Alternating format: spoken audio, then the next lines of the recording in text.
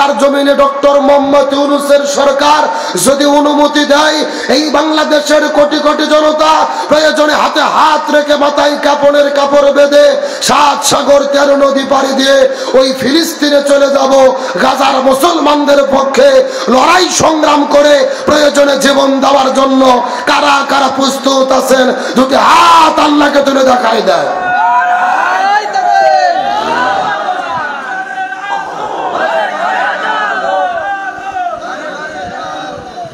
যেই তাকবীর আপনারা দিলেন, আমাদের উপরে অত্যাচার নির্যাতন আরো বেড়ে যাবে। কথা বল না কা? দেখে হুজুর জোরে তাকবীর দেন তো দেখি। নারায়ে তাকবীর, নারায়ে তাকবীর। শেষ কি? আল কোরআনের আলো, আল হাদিসের আলো, দুনিয়ার মুসলিম এক হও, এক হও। নারায়ে তাকবীর। আলহামদুলিল্লাহ বলেন। তাহলে চিৎকার করে বলেন, ইমানদার মুসলমানদের পক্ষে থাকার দরকার আছে না নাই? আরো জোরে বলেন, আছে না নাই? আমরা ডক্টর ইউনূস সরকারকে বলতে চাই, আপনি যদি অনুমতি দিয়ে আমাদের ফিলিস্তিনে যাওয়ার ব্যবস্থা করে দিতে পারেন, 1 লক্ষ নয় 1 কোটি যুবক ফিলিস্তিনে যেতে প্রস্তুত আছে। তবে আপনাদেরকে একটা সংবাদ দিয়ে আলোচনা শুরু করতে চাই। বাংলাদেশের ঢাকা শহরে ইসরায়েল হানাদার বাহিনীর গণহত্যার প্রতিবাদে আগামী 12 এপ্রিল রোজ শনিবার মার্চ ফর গাজা কর্মসূচি ঘোষণা করা হয়েছে। যেই কর্মসূচির ভেতরে ডক্টর মিজানুর রহমান আল আজহারি নিজে উপস্থিত থাকবে। আলহামদুলিল্লাহ বলেন। যেই কর্মসূচি শুরু হবে শাহবাগ থেকে মানিক মিয়া এভিনিউ পর্যন্ত আল্লামা মামুনুল হক উপস্থিত থাকবেন, শায়েখ আহমদুল্লাহ হাফিজাহুল্লাহ হুজুর উপস্থিত থাকবেন, আল্লামা খালিদ সাইফুল্লাহ আইয়ুবী, ডক্টর খলিলুর রহমান মাদানী, তারপরে বাংলাদেশের বড় বড় ওলামায়ে কেরাম ওই জায়গায় উপস্থিত থাকবেন। তামাম বাংলাদেশ থেকে অন্তত 1 কোটি মানুষ ওই সমাবেশে উপস্থিত হয়ে তামাম পৃথিবীর মুসলমানদেরকে জানান দিতে হবে আমরা ফিলিস্তিনের নির্যাতিত মুসলমানদের পক্ষে আছি। আজকের এই মিডিয়ার মাধ্যমে তামাম বাংলাদেশের মানুষকে দাওয়াত দিতে চাই, আগামী 12 এপ্রিল শনিবারের বিকেল 3টায় শাহবাগ থেকে মানিক মিয়া এভিনিউয়ে কোটি জনতার যেই সমাবেশ হবে, বাংলাদেশের শীর্ষস্থানীয় ওলামায়ে কেরামগণ থাকবেন, রাজনৈতিক জাতীয় নেতৃবৃন্দ থাকবেন, জনপ্রিয় ইসলামিক স্কলারগণ থাকবেন, ছাত্র জনতা থাকবেন, চাকুরিজীবী ব্যবসায়ী সর্বস্তরের মানুষেরা থাকবে। আমাদেরও থাকার দরকার আছে না নাই? আমি নিজে উপস্থিত থাকবো ইনশাআল্লাহ। আপনাদেরকে দাওয়াত দিচ্ছি ওই ফিলিস্তিনের নির্যাতিত মুসলমানদের পক্ষে বাইতুল আকসা মুসলমানদের প্রথম কিবলা, যেখানে আমার নবী মিরাজের দিনে সব নবী রাসূলের ইমাম সেজে নামাজের ইমামতিত্ব করেছেন, যেই জায়গায় 1 লক্ষ নবী রাসূলের পদাচরণা, যার চতুর্দিকে 25,000 নবী রাসূল ঘুমিয়ে আছে, ওই ফিলিস্তিনের পবিত্র ভূমিকে আমরা জালেমদের হাতে ছেড়ে দিতে পারি না। সুতরাং আগামী শনিবারের যেই সমাবেশ শাহবাগ থেকে মানিক মিয়া এভিনিউ পর্যন্ত হবে, বাংলাদেশে নতুন একটা ইতিহাস সৃষ্টি হবে। ওই ইতিহাসে আপনাদেরকে অংশগ্রহণ করার জন্য আমন্ত্রণ জানাচ্ছি। ঢাকা শহরের কোটি জনতাকে অনুরোধ করে বলি, ইমানের দাবিতে এই সমাবেশে উপস্থিত হন, সফল করেন ওই ইসরায়েল হানাদার বাহিনীর কবর রচনার ঘোষণা দিতে হবে। তার কারণে ইমানদার মুসলমানদের শেষ করার নিদান করুন কোনো কথা আমরা মানতে পারি। আমাদের সকলকে ইমানদার মুসলমানদের পক্ষে আল্লাহ থাকার মতো তৌফিক দান করুক, বলেন আমিন।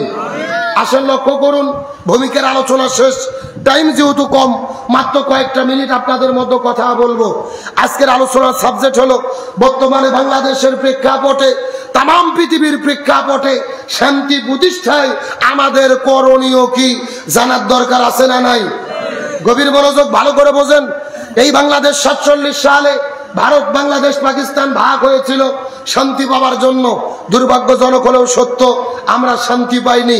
1971 সালে বাংলাদেশ আবার স্বাধীন করলাম শান্তি পাওয়ার জন্য, কিন্তু আমরা শান্তি পেলাম না। 2024 এসে আবারও গণ অভ্যুত্থান করেছি শান্তি পাওয়ার জন্য। আমরা কি শান্তি পাচ্ছি? তাহলে কি করলে শান্তি পাওয়া যাবে এটা জানার দরকার আছে না নাই? এই গুরুত্বপূর্ণ আলোচনা আল্লাহ তাআলা আমাদের শোনার মতো তৌফিক দান করুক। সকলে বলেন আমিন। আরো জোরে বলেন আমিন। আমার প্রিয় বন্ধুগণ, মুসলমান ভাইরা, গভীর মনোযোগ। আমাদের নবী যে জমিনের ভেতরে শান্তি প্রতিষ্ঠা করার জন্য 17 বছর বয়সের ভেতরে আমাদের নবী যেই জমিনের মধ্যে একটা দল গঠন করেছিল, সেই দলের নাম হলো হিলফুল ফুজুল। কি নাম বললাম? সাক্ষীরা মুসলমান, গভীর মনোযোগ লক্ষ্য করুন। আমাদের নবী যে 17 বছর বয়সের ভেতরে এই জমিনের মধ্যে শান্তি কায়েম করার জন্য হিলফুল ফুজুল নামক একটা দলটা গঠন করার পরে 17 বছর থেকে শুরু করে 40 বছর পর্যন্ত নবীজি 23 বছর ধরে চেষ্টা করেছে এই জমিনের মধ্যে শান্তি কায়েম করার জন্য। কিন্তু দুর্ভাগ্যজনক ব্যাপার হলো 23 বছর ধরে নবীজি চেষ্টা করার পরে এই জমিনের ভেতরে শান্তি কায়েম করতে পারলো। সাক্ষীরা মুসলমান, গভীর মনোযোগ লক্ষ্য করুন। নবীজি 23 বছর ধরে চেষ্টা করেছে, কিন্তু জমিনের ভেতরে শান্তি কায়েম করতে পারলো না। কিন্তু নবীজির বয়স যখন 40 বছর হয়ে গেল, আল্লাহ নবীজির ওপরে যখন কোরআন নাজিল করলো, আমাদের নবীজি এই কোরআনের দাওয়াত দেওয়া শুরু করে দিলেন। ওই কোরআন যখন জমিনের মধ্যে বাস্তবায়ন হয়ে গেল, তখন জমিনের মধ্যে শান্তি কায়েম হয়ে গেল। কথাটা সুন্দর করে বোঝার চেষ্টা করবেন। 40 বছর থেকে শুরু করে 63 বছর পর্যন্ত নবী 23 বছর চেষ্টা করলো, জমিনের মধ্যে শান্তি কায়েম হয়ে গেল। নবীজির জীবনটা দুই ভাগে ভাগ করার চেষ্টা করেন।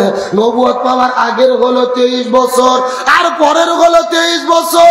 আগের 23 বছর নবীজি চেষ্টা করেছে, কিন্তু জমিনের মধ্যে শান্তি কায়েম করতে পারেনি।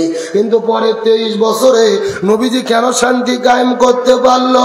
এর পেছনে কারণ হলো আগের 23 বছরের ভেতরে নবীজির কাছে দল ছিল, কিন্তু নবীজির দলের ভেতরে আল্লাহর কোরআনের সংবিধান ছিল না। ঠিক, আরো জোরে বলেন। আমার কথাকে আপনারা বুঝতে পারছেন? ভালো করে বুঝেন।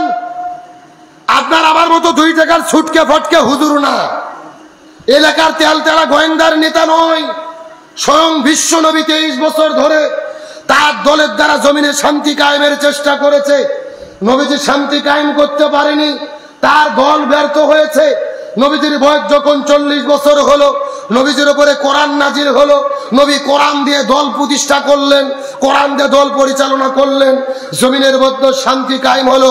তার মানে বোঝা গেল আলোচনার দ্বারা স্বয়ং নবী যদি কোরআন ছাড়া তার দলের দ্বারা এই জমিনে শান্তি কায়েম করতে ব্যর্থ হয়, তার মানে বর্তমানে বাংলাদেশে যেই দলগুলো শান্তি কায়েম করতে চাচ্ছে, ওই দলের দ্বারা এই জমিনে শান্তি কায়েম সম্ভব হবে না, যেই দল আল্লাহর কোরআনের সংবিধান দিয়ে পরিচালিত হয় না।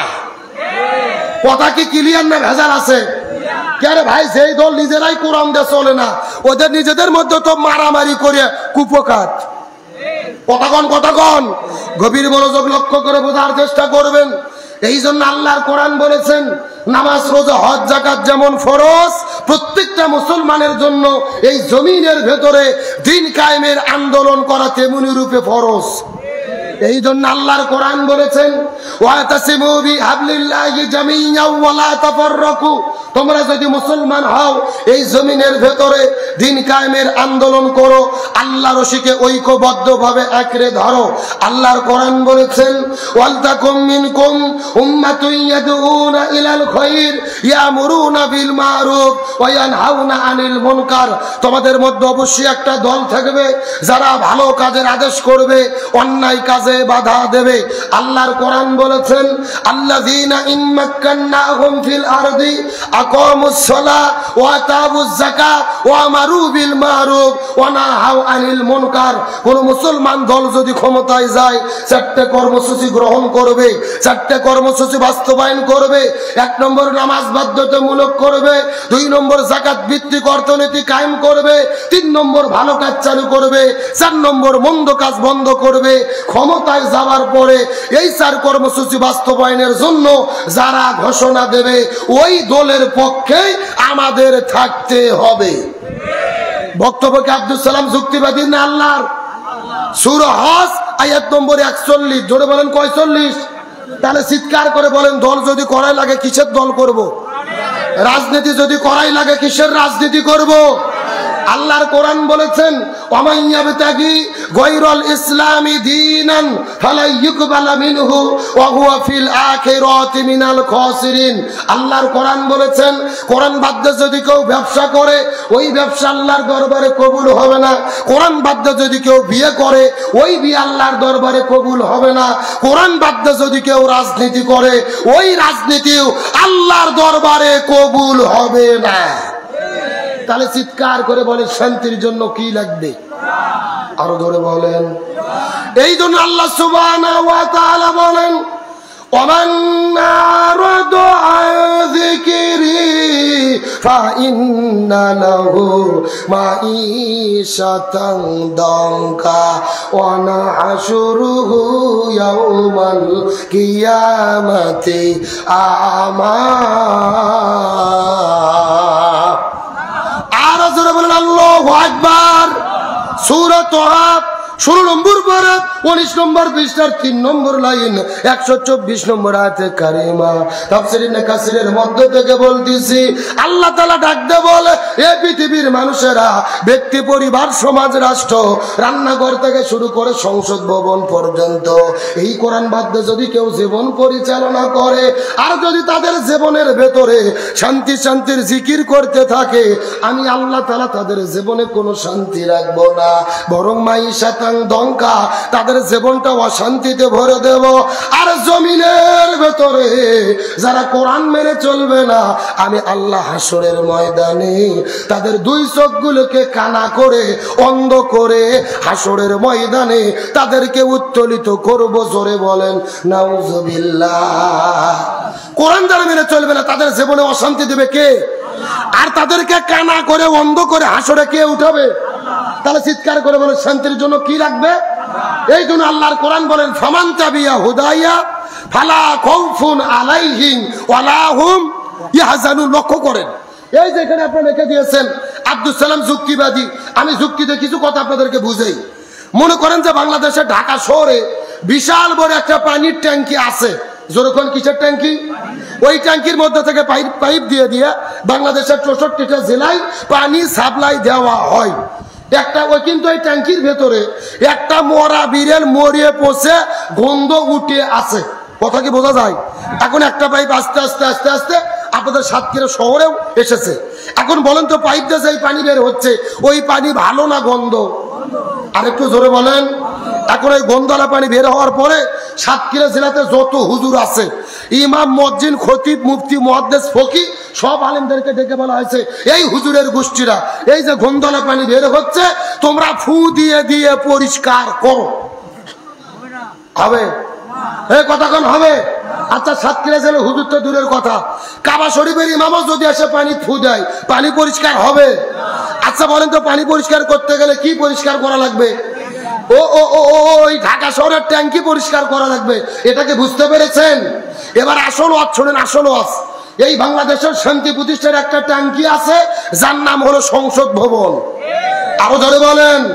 আর এই সংসদের ভেতর থেকে বাবার আইন, দাদার আইন, চাচার আইন, খালুর আইন, ফুপার আইন, কালমার্সের আইন, লেনিনের আইন, পুতিনের আইন, সক্রেটিসের আইন, প্লেটোর আইন, ধর্মনিরপেক্ষতাবাদ, জাতীয়তাবাদ, সোশ্যালিজম, ক্যাপিটালিজম, ভারতের আইন, ব্রিটিশের আইন, মানব রচিত তন্ত্র মন্ত্রকে জুতো এবং ঝাঁটাপিটা করে বিদায় করে যতদিন পর্যন্ত কোরআন সংসদের মধ্যে ঢুকাইয়া কোরআন দিয়ে বাংলাদেশ পরিচালিত না হবে ততদিন পর্যন্ত এই জমিনের ভেতরে শান্তি আসতে পারে না, পারে না, পারে না। সুতরাং বাংলাদেশে শান্তি কায়েমের জন্য এই কোরআন পার্লামেন্টে কায়েম করে কোরআন দিয়ে বাংলাদেশ চলুক, এটাকে আপনারা চান? কারা কারা চান? দুটি হাত আল্লাহকে তুলে দেখা দেন।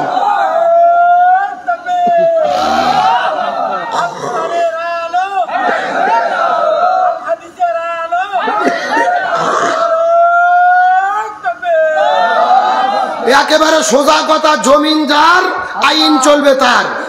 আল্লাহর জমিনে আল্লাহর আইন কায়েম করা ছাড়া শান্তি আসতে পারে? জোরে বলেন পারে? একটা উদাহরণ দিয়ে সামনের দিকে চলে যাব। এই যে মাত্র 7 মাস হলে ডক্টর মোহাম্মদ ইউনূস ক্ষমতা গ্রহণ করেছে, সত্য করে বলেন তো আগের চাইতে বাংলাদেশের শান্তি বাড়ছে না কমছে? আরো জোরে বলেন। ডক্টর ইউনূসকে আপনি আমি দেখতে না পারি, সত্যকে স্বীকার করতে হবে। মাত্র 7 মাসের ভেতরে ডক্টর ইউনূস যেই খেলা দেখাইছে, এই খেলা আর কেউ দেখাতে পারেনি।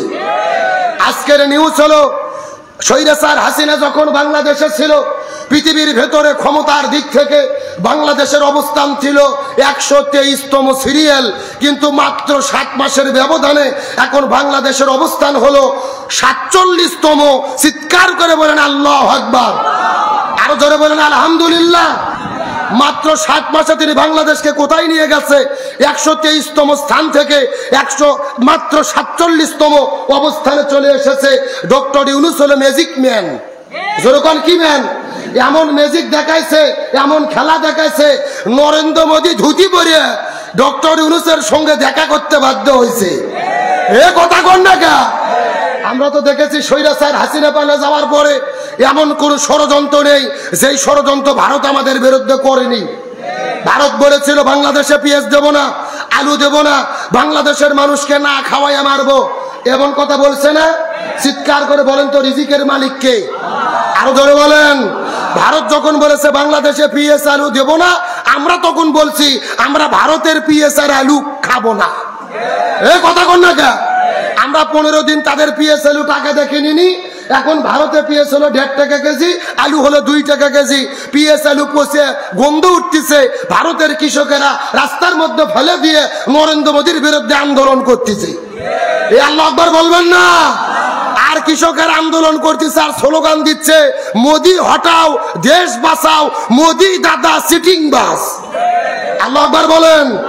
এই জন্য আল্লাহর কোরআন বলেছেন অন্যের জন্য গর্ত খুললে ওই গর্তে নিজেকেই পড়তে হয়। ওয়ামাকারু ওয়ামাকার আল্লাহ আল্লাহু খায়রুল মাকিরিন। আল্লাহ বলে তারাও ষড়যন্ত্র করে, আল্লাহ কৌশল অবলম্বন করে, কার কৌশল বিজয়ী হয়? আরো ধরে বলেন। তার মানে বোঝা গেল নরেন্দ্র মোদী আমাদের বিপদে ফেলাতে গিয়ে ও নিজেই বিপদে পড়েছে। ডক্টর মোহাম্মদ ইউনূসের ম্যাজিক কাকে বলে লক্ষ্য করুন।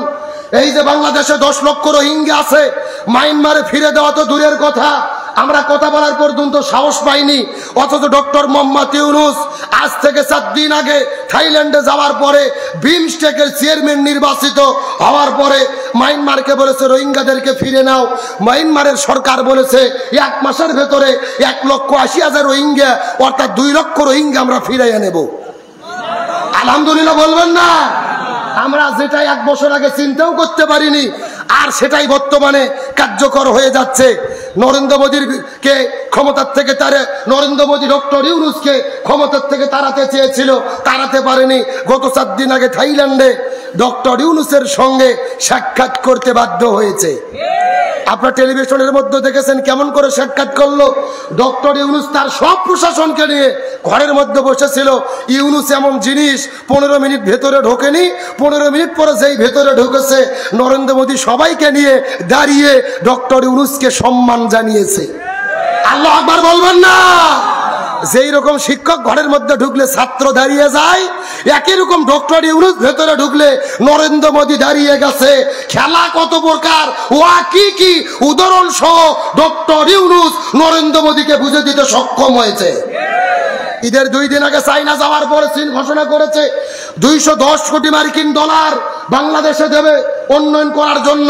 আজকে তাম পৃথিবীর শ্রেষ্ঠ 50টা কোম্পানি বাংলাদেশে এসেছে, তারা টাকা বিনিয়োগ করবে এই বাংলাদেশকে উন্নতি করার জন্য। যেভাবে বাংলাদেশ চলতেছে আগামী 5টা বছর ডক্টর ইউনূস যদি এইভাবে বাংলাদেশ চালাতে পারে, এই বাংলাদেশ মালয়েশিয়া সিঙ্গাপুর হয়ে যাবে, এতে কোনো সন্দেহ নাই ইনশাআল্লাহ। আমরা এই উন্নয়ন দেখতে চাই কি চাই না? ভালো করে বোঝেন, সত্য করে বলেন তো এইবার যে রোজা পালন করছেন, রোজার মধ্যে অবস্থা ভালো ছিল না খারাপ ছিল? আমরা গত 16 বছর দেখেছি ইফতারিতে কারেন্ট নাই, সাহারিতে কারেন্ট নাই, তারাবিতে কারেন্ট নাই। এই বছর কি কারেন্ট গেছে? যখন গেছে গত বছর কাঁচামরিচ ছিল 700 টাকা কেজি, এইবার 50 টাকা কেজি। গত বছর বেগুন ছিল 400 টাকা কেজি। হাসিনা বলছিল বেগুনি দিয়ে বেগুনি বানানোর দরকার নাই, মিষ্টি কুমড়োতে বেগুনি বানাও। কথা বল না কে? কাঁঠাল দিয়ে বার্গার খাও। আজকে সেই বেগুন 40 টাকা কেজি, 300 টাকা কেজির আদা রসুন, এইবার 80 টাকা কেজি। আর আল্লাহ এইবার আলুর ভেতরে এত ফলন দেশে স্টোর থোয়ারই জায়গা নাই। এ কথা কর না কে? হ্যাঁ, সত্যকে স্বীকার করেন। সুতরাং এখান থেকে বোঝা যায় মনের মধ্যে বড় কষ্ট ভাই। ভালো